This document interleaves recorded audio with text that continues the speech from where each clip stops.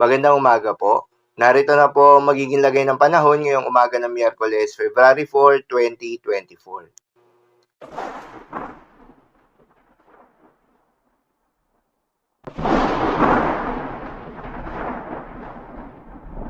Sa kasalukuyan na tayong sa pag-asa, yung binabantayan na low pressure area sa labas ng Philippine Area of Responsibility ay nagdevelop na bilang isang bagyo at dahil nakapasok na rin ito ng Philippine Area of Responsibility, binigyan na ito ng local name na Bagyong Basyang.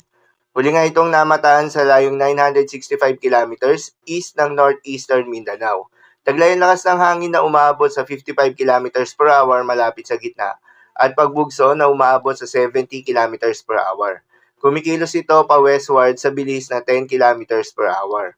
Sa ngayon, ang Bagyong Basyang ay wala pang direktang epekto sa anumang bahagi ng ating bansa, kaya naman wala pa ring nakataas na anumang tropical cyclone wind signal. Subalit dahil sa unti-unting paglapit nito sa ating kalupaan, asahan na posible ngayong araw ay magtaas na rin ng tropical cyclone wind signal number 1 sa bahagi ng Caraga region. At ang pinakamataas na tropical cyclone wind signal sa pagdaan ng Bagyong Basyang ay tropical cyclone wind signal number 2. Kahit wala pang nakataas na tropical cyclone wind signal, asahan naman ang pabugso-bugso ng hangin na dulot ng panibagong bugso ng northeast monsoon o hanging amihan. Kabilang dyan ang Batanes, Babuyan Islands, Ilocos Norte, Abra, Northern and Eastern Mainland Cagayan, Eastern Isabela, Aurora, Rizal, Quezon, Mimaropa, Bicol Region, Visayas, Dinagat Islands, Siargao, Bukas Grande Islands, Camiguin at Zamboanga del Norte. Dahil naman sa unti-unting paglapit ng Bagyong Basyang, posible nang makaranas mamayang gabi ng moderate to heavy rain sa may Eastern Samar, Southern Leyte, Dinagat Islands, Surigao del Norte, Surigao del Sur, Agusan del Norte, Agusan del Sur, Camiguin, Misamis Oriental, Bukidnon, Davao de Oro, Davao del Norte at Davao Oriental. Sa mga apektadong lugar, ingat sa mga posibleng banta ng pagbaha at pagguho ng lupa, lalong-lalo na sa mga lugar na inuulan na noong mga nakaraang araw pa. Para naman sa magiging track at lakas ng Bagyong Basyang, asahan ng posibleng paglandfall nito sa may Eastern Mindanao o southern portion ng Eastern Visayas bukas ng gabi o Biyernes ng umaga.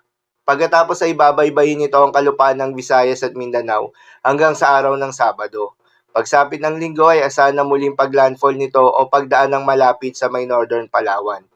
Asahan ng bahagyang paglakas nito habang nasa may Philippine Sea. Kaya naman ngayong araw ay posibleng lumakas na ito bilang isang tropical storm category. Sa araw naman ng Biyernes, asahan ng posibleng bahagyang paghina nito dahil sa land interaction. Paalala pa rin po palagi na posible pa rin ang mga pagbabago. Kaya naman patuloy lamang na magantabay sa mga update nating ilalabas, lalo na ng Pag-asa. Para naman sa magiging lagay ng mga dagat baybayin, ayon sa Pag-asa ay wala pa rin tayong nakataas na gale warning sa anumang seaboards ng ating bansa. Subalit iba yung pag-iingat sa mga papalaot ng mga kababayan nating mangingisda at yung may mga maliliit na sasakyang pandagat sa may northern at eastern seaboards ng ating bansa.